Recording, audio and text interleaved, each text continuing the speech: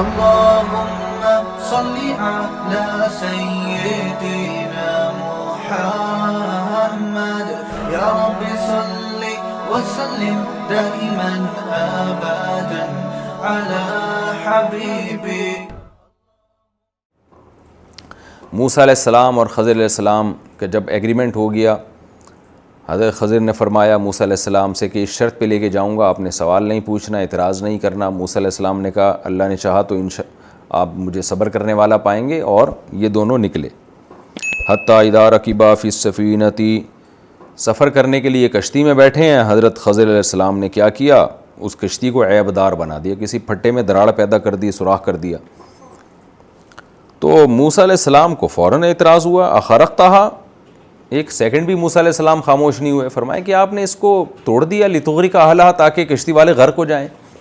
مطلب یہ نہیں تھا کہ یقینی غرق ہوں گے، ظاہر ہے اس میں تو موسیٰ علیہ السلام بھی تھے اور سارے ہی لوگ تھے. مطلب یہ تھا کہ یہ کام بہرحال ایسا ہے جو غرق، کشتی کے ڈوبنے کا ذریعہ بہرحال بن سکتا ہے، تو آپ نے ایسا کام کیا کیوں؟ یہ بھی ممکن ہے کہ ہم تو نکل جائیں گے، لیکن جب واپس یہ کشتی میں آئیں گے تو یہ دراڑ آہستہ آہستہ پھیلے گی اور کشتی کے ڈوبنے کا خطرہ ہوگا.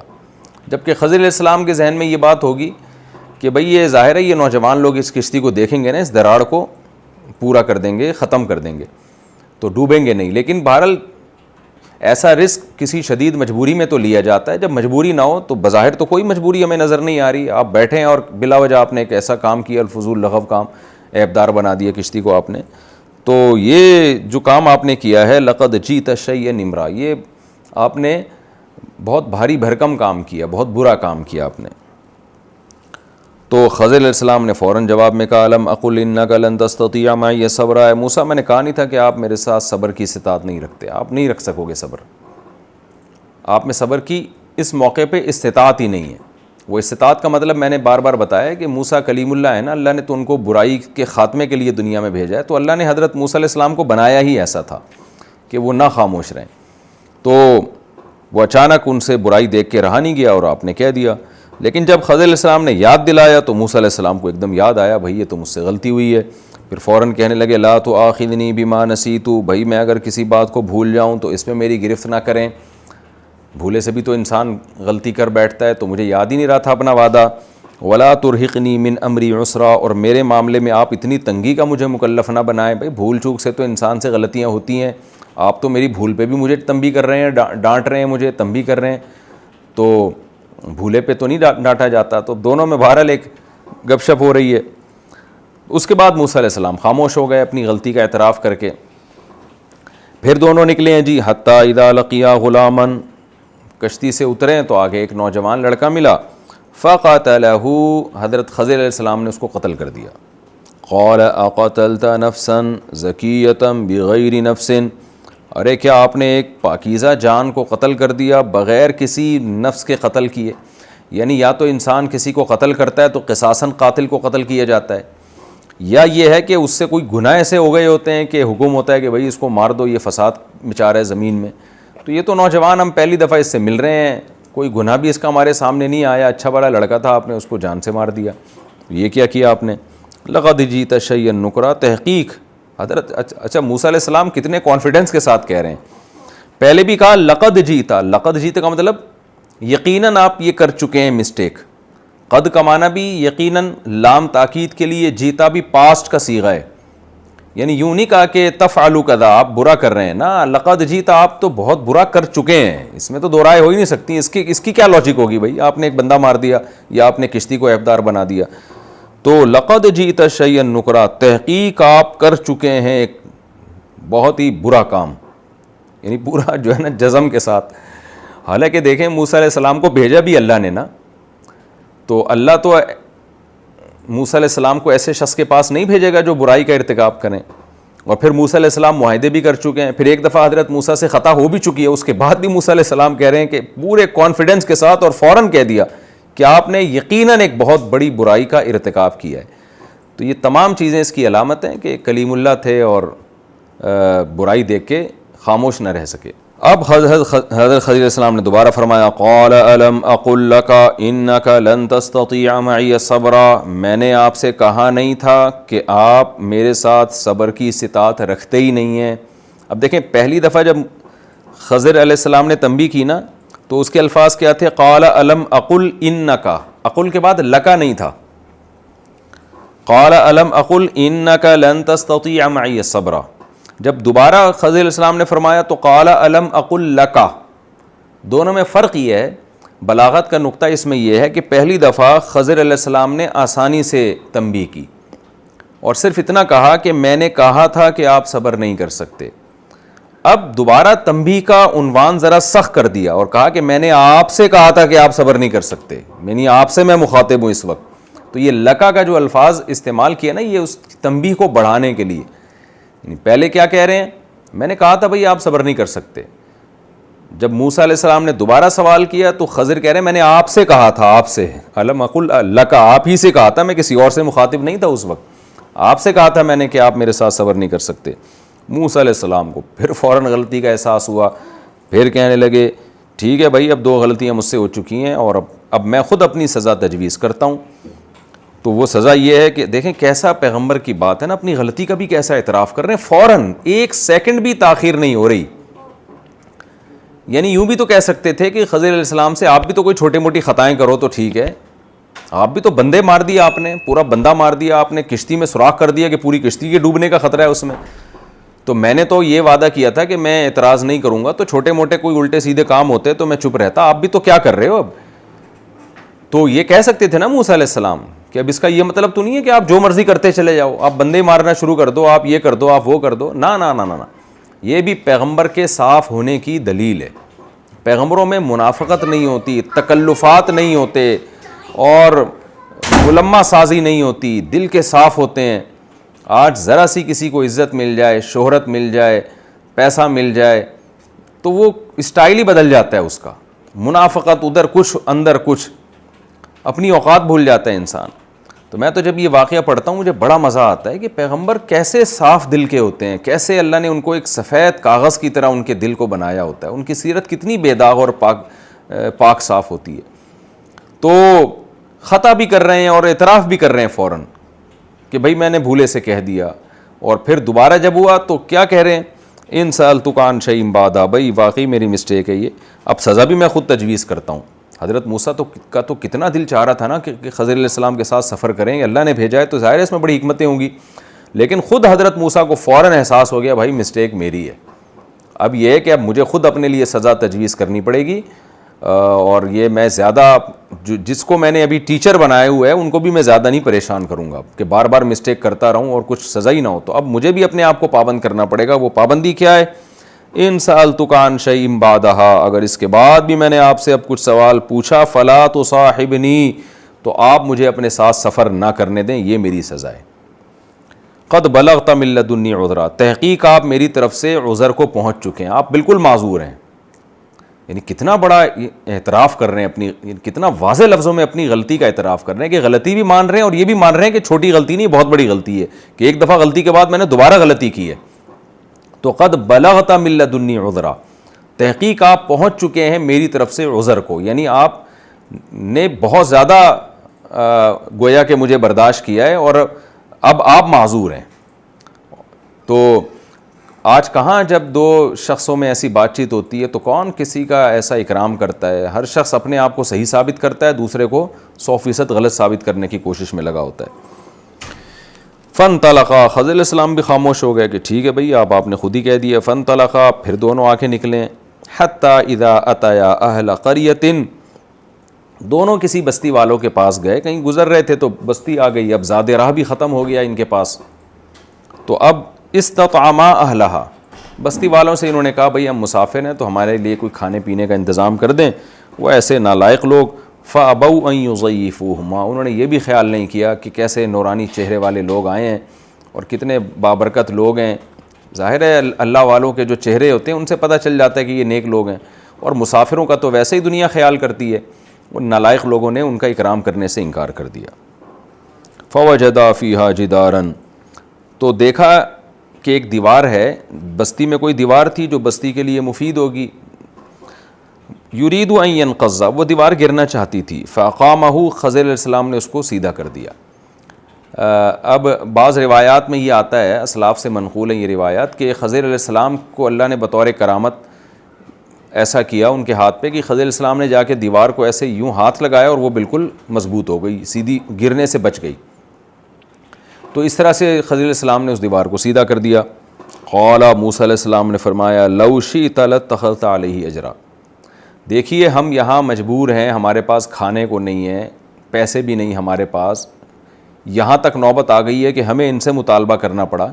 تو یہ بہترین موقع تھا اپنے لیے زاد راہ کے انتظام کا، بہترین موقع تھا کہ ہم یہ کام فری میں کرنے کے بجائے اجرت لے کے کرتے. یعنی اس میں دو حکمتیں تھیں. ایک تو یہ کہ اس نالائق قوم کو احساس ہو جاتا کہ اس طرح سے مسافروں کو نہیں دھتکارا جاتا، تو ان کنجوسوں سے تو پیسے لینے چاہیے نا تاکہ ان کی اصلاح ہو. اور دوسرا یہ کہ تاکہ ہم بھی مستغنی ہو جائیں. اس کی مثال ایسے ہے جیسے کوئی شخص بیچارہ بھوک سے مر رہا ہو اور اسے کوئی مزدوری کوئی کام دے دے کہ یہ کام کر لے اور وہ فری میں کرے، تو لوگ کیا کہیں گے، بھائی تو ابھی فری میں کرنے کے بجائے تو پیسے لے کے کر لیتا نا تاکہ تیری بھوک تو ختم ہوتی. تو جواب میں وہ یہ کہے کہ میں لوگوں پر احسان کر رہا ہوں. تو بھئی احسان کہاں سے ہو گیا؟ آپ تو کل بعد میں دوبارہ آپ کو مانگنا پڑے گا. تو سب سے پہلے تو اپنے آپ کو مستغنی کرو نا تاکہ لوگوں سے مانگنا نہ پڑے آپ کو. تو موسیٰ علیہ السلام کے پیش نظر بھی یہی حکمت تھی کہ بھئی اس قوم سے تو ہمیں اجرت لینی چاہیے تھی تاکہ آگے ہمارے سفر میں کھانے پینے کا ہمارے لیے انتظام ہو جاتا اور ہم کسی کے محتاج نہ رہتے. اور دوسری بات یہ کہ اس قوم کو بھی تنبیہ ہو جاتی. تو اس لیے لو شئت لاتخذت علیہ اجرا، آپ چاہتے تو ان سے اجرت لیتے اس بات پر. خضر علیہ السلام نے کیا فرمایا، ھذا فراق بینی و بینک، اے موسیٰ اب یہ تیرا اور میرا فراق ہے، اب جدائی ہے. آپ نے خود کہا تھا کہ میں اعتراض نہیں کروں گا، تیسرا بھی آپ نے اعتراض کر لیا. لیکن اب یہ ہے کہ میں اتنا ظالم نہیں ہوں کہ آپ کو یہ حکمتیں نہ بتاؤں. اللہ نے آپ کو میرے پاس بھیجا ہے تو کچھ سیکھنے کے لیے بھیجا ہے، تو اب میں آپ کو بتاؤں گا کہ یہ سارے کام میں نے کیوں کیے اور اس کے پیچھے حکمت کیا تھی. سأنبئک، عن قریب میں آپ کو بتاتا ہوں، بتأویل ما لم تستطع علیہ صبرا، ان چیزوں کی تفسیر بتاؤں گا میں جس پر آپ نے صبر نہیں کیا. پھر آگے موسیٰ علیہ السلام کو وہ بتانے لگے کہ اما السفینۃ، یہ جو کشتی تھی، فکانت لمساکین، یہ چند غریبوں کی تھی، مسکینوں کی تھی، یعملون فی البحر، وہ کشتی لے کے سمندر میں عمل کرتے تھے، محنت کرتے تھے. کہ ظاہر ہے وہ مسافروں کو یہاں سے وہاں، وہاں سے یہاں لے جانے کا کام یا مچھلی کے شکار کا کام کرتے ہوں گے. تو فأردت ان اعیبھا، میں نے ارادہ کیا اس کو میں عیبدار بنا دوں. وجہ اس کی ہے وکان وراءہم، پیچھے ایک بادشاہ بیٹھا ہوا ہے، یاخذ، جو لے رہا ہے، کل سفینۃ غصبا، ہر کشتی کو غصب کر کے. ان بچوں کو نہیں پتہ پیچھے بادشاہ کی نیتیں خراب ہوئی ہوئی ہیں، وہ کشتیوں پہ قبضہ کر رہا ہے، کیا حکمت ہوگی. تو میں نے اس کو عیبدار بنا دیا. ان بچوں کو یہ بات معلوم نہیں ہے کہ اس کے عیبدار بنانے میں کیا حکمت ہے. جب یہ بادشاہ وہاں کشتی دیکھے گا، اس کے لوگ آئیں گے تو وہ کشتی کو دیکھیں گے عیبدار ہے تو اس کو چھوڑ دیں گے. تو میں نے ان پر احسان کیا ہے، ان کی کشتی کو عیبدار ہونے سے بچایا ہے میں نے. تو چونکہ یہ مسکین لوگ ہیں اور سمندر میں بیچارے محنت مزدوری کر رہے ہیں، تو خدا کی طرف سے مجھے حکم تھا کہ میں ان پر احسان کروں. تو یہ اس میں حکمت تھی. وَأَمَّا الْغُلَامُ، اور وہ جو نوجوان جس کو میں نے قتل کر دیا، فَكَانَ أَبَوَاهُ مُؤْمِنَيْنِ، اس کے والدین مومن ہیں، نیک لوگ ہیں. فَخَشِينَا أَن يُرْهِقَهُمَا، ہمیں اس بات کا خوف تھا. یعنی یہ خوف کا معنی یقینی خوف، یہ وہ والا خوف نہیں ہے کہ امکان، کیونکہ امکان کی بیس پہ نہیں کسی کو قتل کیا جاتا. تو مطلب یہ کہ یہ اس بات کا ہمیں پورا خوف تھا، یقین تھا کہ کیا ہوگا، ان یرہقہما، کہ یہ بچہ ان کو مجبور کر دے گا، مکلف بنا دے گا، طغیاناً، سرکشی اور کفر کا. کیا مطلب کہ یہ بچہ تو کافر نکلے گا اور خدا کا باغی اور نافرمان ہوگا، تو اس کے والدین اس کے دباؤ میں آ کے یا بچے کی محبت میں آ کے خود بھی گمراہ ہو جائیں گے، سرکش بن جائیں گے. بعض دفعہ والدین اولاد کی محبت میں کفر کر بیٹھتے ہیں، جیسے بعض دفعہ والدین اولاد کی محبت میں دیندار بن جاتے ہیں، تو بعض دفعہ والدین اولاد کی محبت میں کافر بھی بن جاتے ہیں. میں نے دیکھا ہے بہت سے لبرل خاندانوں کو کہ وہ کسی کی تبلیغ سے متاثر نہیں ہوتے تھے، لیکن ان میں سے کسی کا بیٹا عالم بن گیا یا تبلیغ میں چلا گیا یا نیک بن گیا، تو بیٹے کی تبلیغ سے ان پر اثر ہوا اور وہ نیک بن گئے. کیونکہ انسان کو نا اپنی اولاد سے فطری محبت ہوتی ہے اور اپنے ریلیٹیو سے، تو جب خاندان ہی کے لوگ نیک ہونا شروع ہو جائیں تو اس کا بڑا اثر پڑتا ہے. تو جیسے اولاد کی وجہ سے اس کی تبلیغ سے ماں باپ نیک جلدی بن جاتے ہیں، تو ایسے برے بھی بننے کا بڑا خطرہ ہوتا ہے. تو یہ لڑکا برا تھا, مجھے اس بات کا خطرہ تھا کہ جب یہ بڑا ہوگا تو یہ اس کے والدین اس کی محبت میں یا اس کے جبر دباؤ میں آ کے وہ بھی سرکش بن جائیں گے اور کفر کرنے لگیں گے, تو ان کی عاقبت بھی ہمیشہ کے لیے تباہ و برباد ہو جائے گی. تو لہذا ہم نے کیا ارادہ کیا, آگے آ رہا ہے کہ یہ سب کچھ میں اللہ کے حکم پہ کر رہا تھا, تو ہم نے یعنی میں نے اور اللہ نے اپنے ساتھ اللہ کو بھی شامل کر رہے ہیں کیونکہ اللہ کے حکم پر تھا نا یہ سب کچھ. فَأَرَدْنَا يُبْدِلَهُمَا, ہم نے ارادہ کیا کہ ان والدین کو بدلے میں دے دے ربهما, ان کا رب خیرا منہ, اس بچے سے بہتر, زکاتاً نیکی کے اعتبار سے, اور اقرب رحمہ رشتہ داری جوڑنے کے اعتبار سے. یعنی اللہ اس کے بدلے میں ان کو ایسی اولاد دے گا جو اس سے جو نیک بھی ہوگی اور ماں باپ کے ساتھ بہت اچھا سلوک بھی کرے گی, آنکھوں کی ٹھنڈک بنے گی. تو یہ حکمت تھی میرے پیش نظر. وَأَمَّا الْجِدَارُ, اور جو دیوار پہ آپ نے اعتراض کیا, فَكَانَ لِغُلَامَيْنِ يَتِيمَيْنِ, تو وہ دو نوجوانوں کی تھی, دو لڑکوں کی تھی جو یتیم تھے. یتیم نابالغ بچے کو کہتے ہیں. فی المدینہ, شہر میں. وَكَانَ تَحْتَهُ كَنْزٌ لَهُمَا, ان یتیم بچوں کے ابا نے نا ان کا خزانہ اپنے بچوں کے لیے اس دیوار کے نیچے دفن کیا ہوا ہے. اب ظاہر ہے کسی کو باپ نے وصی بنا دیا ہوگا کسی بڑے آدمی کو کہ یہ میرے بچوں کا خزانہ ہے, بچے جب بڑے ہو جائیں تو پھر ان کو بتا دینا, وہ نکال لیں گے یہاں سے. پہلے نکالنے میں خطرہ کیا ہے کہ چھوٹے بچے ہیں, رشتہ دار کھا جائیں گے لے کے, لوگ قبضہ کر لیں گے. تو اس وصی کو بھی بتا دیا. اب ہو سکتا ہے جو متولی تھا, وصی تھا, وہ سفر پہ گیا ہوا اور دیوار گر رہی ہو, تو اس لیے دیوار گر کے خطرہ تھا کہ خزانہ ظاہر ہو جائے گا اور محلے والے سارا خزانہ لے کے کھا جائیں گے. تو خضر علیہ السلام کو اللہ نے حکم دیا. کیا حکم دیا؟ کہ اس دیوار کو سیدھا کر دیں تاکہ یہ مزید اپنی مدت پوری کرے, اور جب یہ بچے بڑے ہو جائیں تو ان کو جب ان کے وصی کی طرف سے, جو ابا نے جس کو نمائندہ بنایا تھا اس کی طرف سے ان کو اطلاع ملے, تو یہ بچے جا کے وہاں سے اپنا خزانہ نکال لیں. اس وقت یہ طاقتور ہوں گے, لڑنے کی طاقت ہوگی, پھر کوئی ان کی موجودگی میں اس خزانے کی طرف نہیں آئے گا. تو ان کا والد چونکہ نیک آدمی تھا, وکان ابوہما صالحا, ان کے والد نیک آدمی, والد نیک آدمی تھے. فاراد ربک, تیرے رب نے ارادہ کیا, ان یبلغا اشدہما, کہ یہ دونوں بچے اپنی بھرپور جوانی کو پہنچ جائیں. ویستخرجا کنزہما, اور نکال دیں اپنے خزانے کو. رحمتا من ربک, یہ سب تیرے رب کی رحمت سے ہوا ہے. وما فعلتہ عن امری, اور یہ کوئی کام میں نے اپنے حکم سے نہیں کیا, یہ سب خدا کے کہنے, اللہ کے کہنے سے کیا ہے. ذالک تاویل ما لم تستطع علیہ صبرا, یہ تفسیر تھی ان کاموں کی جس پر آپ صبر نہیں کر سکے. تو یہ پوری ڈیٹیل تھی, اور یہ سارے کام صحیح ہوئے, ان میں غلط کام کوئی بھی نہیں تھا. یہ جی ہمارا رکوع مکمل ہو گیا. اس میں بہت سارے اہم اسباق ہیں, چونکہ اب وقت ہمارا تقریباً کمپلیٹ ہی ہو گیا, 1-1.5 منٹ میں وہ اسباق بیان نہیں کر سکتا. تو انشاءاللہ میں اگلے ایپیسوڈ میں جو اس رکوع میں ہمیں اسباق ملتے ہیں, ظاہر ہے موسیٰ علیہ السلام کو بھی اللہ نے خضر علیہ السلام کے پاس جو بھیجا تھا اسی لیے نا کہ تاکہ ان سے ہمیں اسباق ملیں, اور پھر اللہ نے اس کو قرآن کا حصہ بنایا تاکہ جو ان سے ہمیں بہترین اسباق ملتے ہیں, سبق ملتے ہیں, وہ اس کو ہم سیکھیں اور پھر اپنی زندگیوں میں اس کو لے کر آئیں. تو بہت اہم اسباق ہیں, انشاءاللہ میں اگلے ایپیسوڈ میں ان اسباق کو نمبر وار بیان کروں گا. ایک بہت اہم ترین سبق ہمیں اس رکوع سے یہ ملتا ہے کہ دیکھیں حضرت خضر علیہ السلام کے ان تینوں واقعات میں کشتی کو عیبدار بنانا, بچے کو قتل کر دینا اور دیوار کو سیدھا کر دینا, اس سے ہمیں پتہ چلتا ہے کہ دیکھیں کیسے غیبی قوتیں اللہ کی طرف سے کام کر رہی ہوتی ہیں جس میں ہمارا فائدہ ہوتا ہے, لیکن ہم نے چونکہ فیوچر میں جھانک کے نہیں دیکھا, ہمیں مستقبل کا پتہ نہیں ہے, تو ہم ان تھوڑے نقصان کو بڑا نقصان سمجھ رہے ہوتے ہیں, اور ہمیں یہ نہیں پتہ ہوتا کہ اس تھوڑے نقصان کے ذریعے اللہ ہمیں بڑے نقصان سے بچا رہا ہے. مثال کے طور پر کشتی میں بیٹھے ہوئے نوجوانوں کو دیکھ لیں آپ.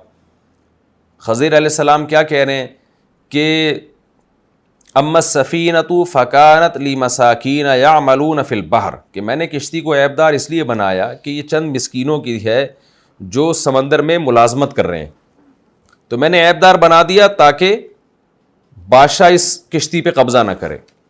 اب خضر علیہ السلام جب یہ کام کر رہے تھے, ظاہر ہے چپکے سے کر رہے ہوں گے یہ کام کہ مسکینوں کو پتہ نہ چلے, تو جب ان مساکین نے اپنی کشتی دیکھی ہوگی عیبدار, تو وہ کتنا روئے پیٹے ہوں گے کہ بھئی یہ کیا ہو گیا یار, ہماری کشتی ٹوٹ گئی, یہ ہو گیا, وہ ہو گیا, وغیرہ وغیرہ.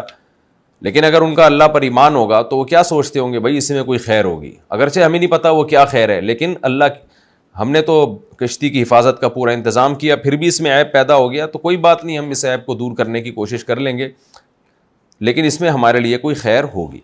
تو مسلمان کی یہی عادت ہے، کوئی بھی نقصان مسلمان کو ہو جس میں اس کی اپنی غفلت نہ ہو، تو مسلمان کا یہ عقیدہ ہے، اگر آپ کا اللہ پر ایمان ہے تو آپ کو یہ سوچنا چاہیے بھائی ہم نے فیوچر میں جھانک کے نہیں دیکھا، ہو سکتا ہے اس مصیبت کی وجہ سے اللہ نے ہمیں بڑی مصیبت سے بچا لیا ہو۔ تو یہ واقعہ نا اللہ ہمیں اسی لیے سنا رہے ہیں کہ دیکھو غیب سے کیسے اللہ کی طرف سے تکوینی کام ہو رہے ہوتے ہیں اور تمہارے فائدے میں ہو رہے ہوتے ہیں۔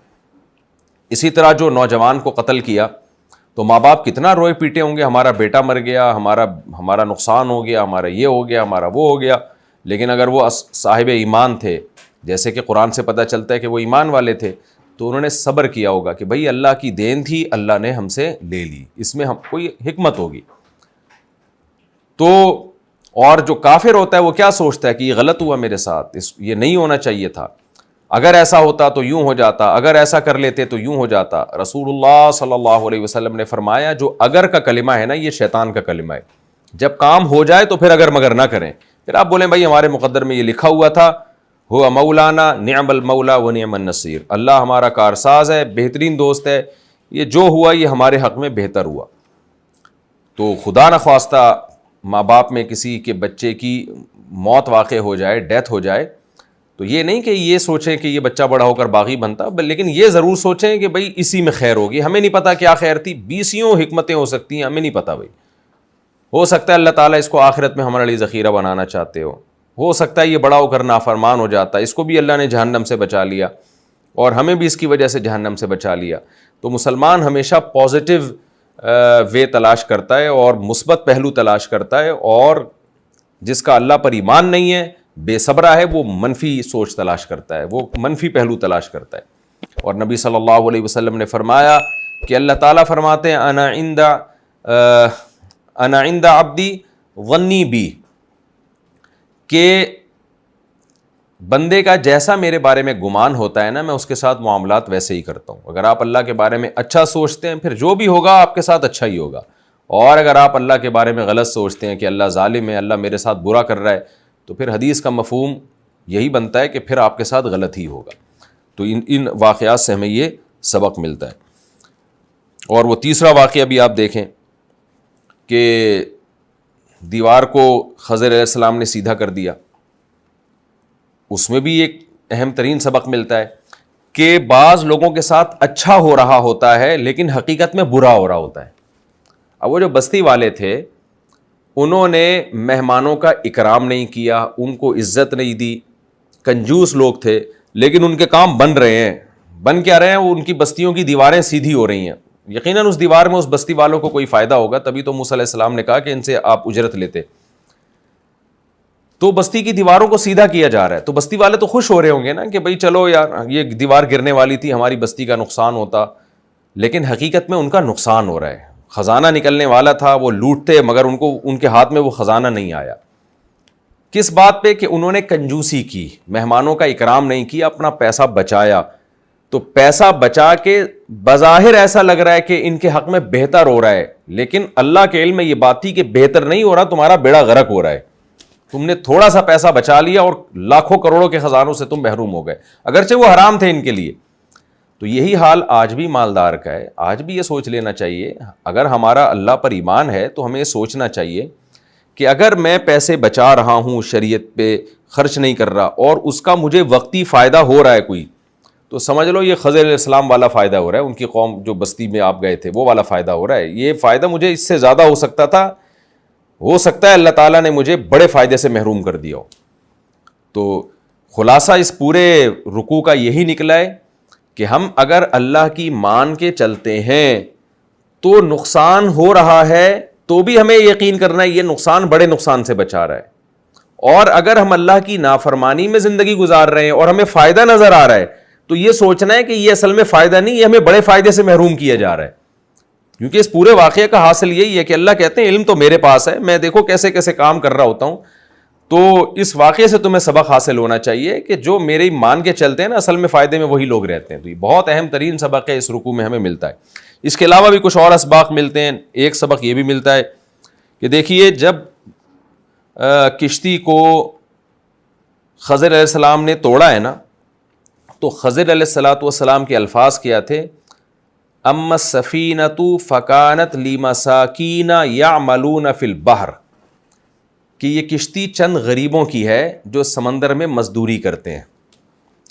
اللہ تعالیٰ خضر علیہ السلام کو کسی اور شخص کے پاس بھی بھیج سکتے تھے کہ اس کی مدد کرو جا کے, لیکن خضر علیہ السلام ہائی لائٹ کی صفت کو کر رہے ہیں کہ مسکین ہیں اور سمندر میں ملازمت کر رہے ہیں, اس کی مدد کی جا رہی ہے. اس سے پتہ چلتا ہے کہ غربت کے باوجود محنت مزدوری کرنا اور حرام کی طرف نہ جانا یہ اتنا پسندیدہ عمل ہے اللہ تعالیٰ کی نظر میں کہ اگر آپ غربت میں حرام کی طرف نہیں جاتے, چوریاں ڈکیتیاں نہیں کرتے, بلکہ محنت مزدوری والا راستہ اختیار کرتے ہیں, تو غیب سے اللہ کی طرف سے آپ کی مدد کا کیسا انتظام ہوگا.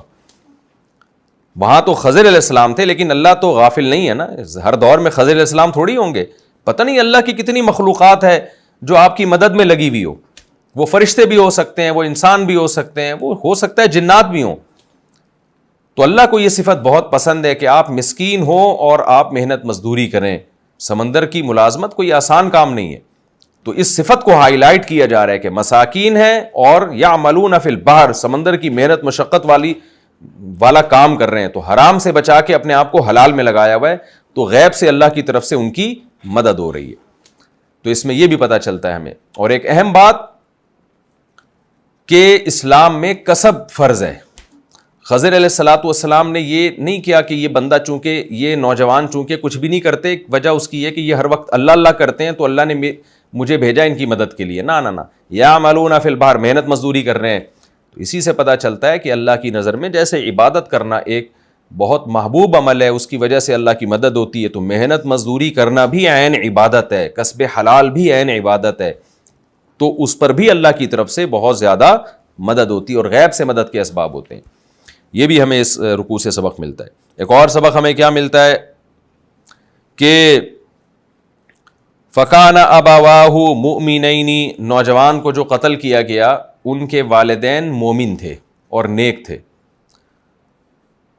خضر علیہ السلام کو ایسے ماں باپ کی مدد کے لیے بھیجا گیا جو نیک تھے. اس سے پتہ چلتا ہے کہ بھائی نیکی دنیا میں بھی کام آتی ہے. اگر آپ نیکی والی زندگی گزارتے ہیں تو اللہ آپ کے لیے غیب سے اسباب پیدا کرتا ہے. اب سوال پیدا ہوتا ہے بھائی جب اللہ نے اس نوجوان کو قتل ہی کروانا تھا تو اللہ ایسی اولاد دیتا ہی نہیں.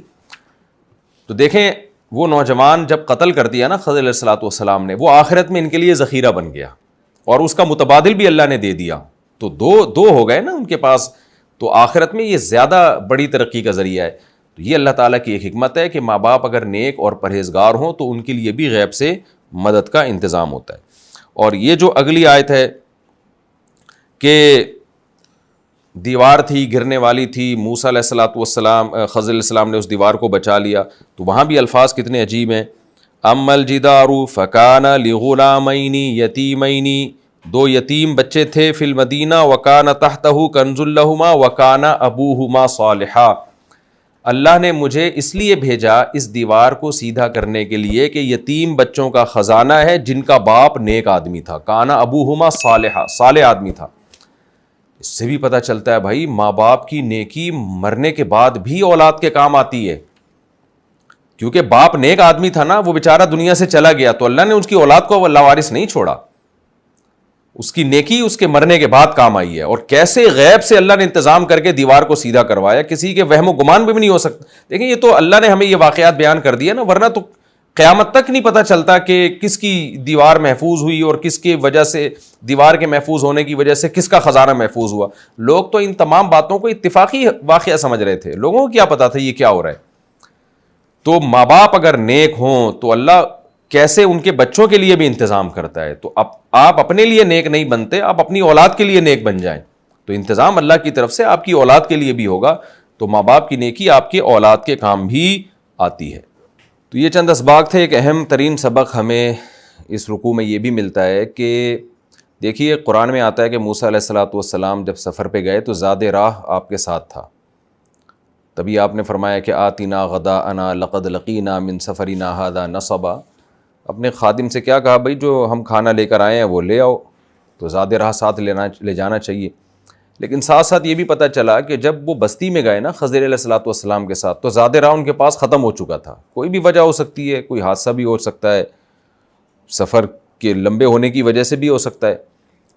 تو اس کے بعد پھر انہوں نے بستی والوں سے مطالبہ کیا کہ ہماری مدد کی جائے. تو ایسی ضرورت کے وقت کھانے جیسی اہم ترین چیز کا مطالبہ کرنا یہ بھی توکل کے خلاف نہیں ہے، اور یہ بھی استغنا کے خلاف نہیں ہے. بعض لوگ کیا سمجھتے ہیں ہم بھوک سے مر جائیں گے مگر ہم کسی سے مانگیں گے نہیں. تو بھائی آپ نارمل جو لوگ ہوتے ہیں نا، یعنی اس پہ ایک عربی کا بڑا زبردست مقولہ ہے، وہ میں یہاں بتاؤں گا تو انشاءاللہ بات سمجھ میں آئے گی. کل شیء خرج عن حدہ رجع الی ضدہ. جب بھی کوئی چیز اعتدال سے تجاوز کرتی ہے نا تو وہ اپوزٹ کی طرف لوٹ آتی ہے. مثال کے طور پر تواضع کرنی چاہیے ہمیں لوگوں کے سامنے، مگر آپ تواضع میں ایک غلوف کا شکار ہو گئے تو یہ اس کی علامت ہے کہ آپ شو بازی کر رہے ہیں. ایک آدمی ہر وقت خاکسار بن کے کندھے جھکا کے ہر وقت ہی ایسے گڑا جا رہا ہے جیسے زمین میں ہر وقت لوگوں کے سامنے، تو اس کا مطلب بھائی یہ شو بازی کر رہا ہے، ورنہ نارمل تواضع ایسی نہیں ہوتی. تو ہر چیز نا اعتدال.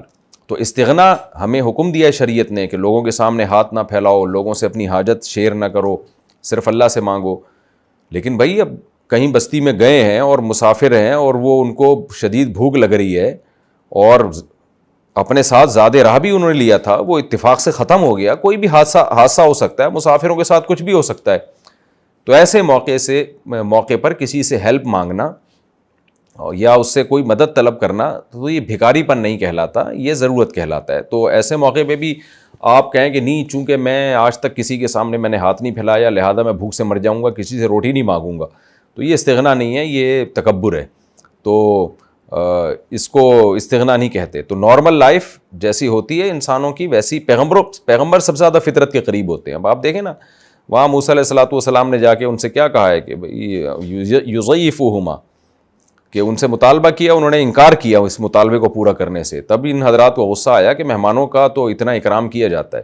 تو یہ بھی علمی نکتے کی بات ہمیں پتہ چلی کہ شدید ضرورت کے موقع پر کسی سے اپنی بنیادی ضرورت کی چیز مانگنا. یہ نہیں کہ آپ اسکولوں کی فیسیں مانگنا شروع کر دیں کہ جی سٹی اسکول اور بیکن ہاؤس میں بچوں کو پڑھانے کے لیے پیسے نہیں ہیں تو آپ لوگوں میرے ساتھ تعاون کرو. کبھی کہیں سفر میں ایسا ہو گیا کہ آپ کا زاد راہ گم گیا اور آپ کے پاس کھانے کو بھی نہیں ہے، تو مسافر سے یا کسی سے ہیلپ طلب کر لینا یہ شرعاً جائز ہے، اس میں کوئی حرج نہیں ہے. ایک اہم بات یہ بھی پتہ چلی کہ احسان کے موقع پہ ہونا چاہیے. بعض نالائق لوگ ہوتے ہیں ان کے ساتھ احسان نہیں کرنا چاہیے، اس سے ان کی عادت بگڑ جائے گی.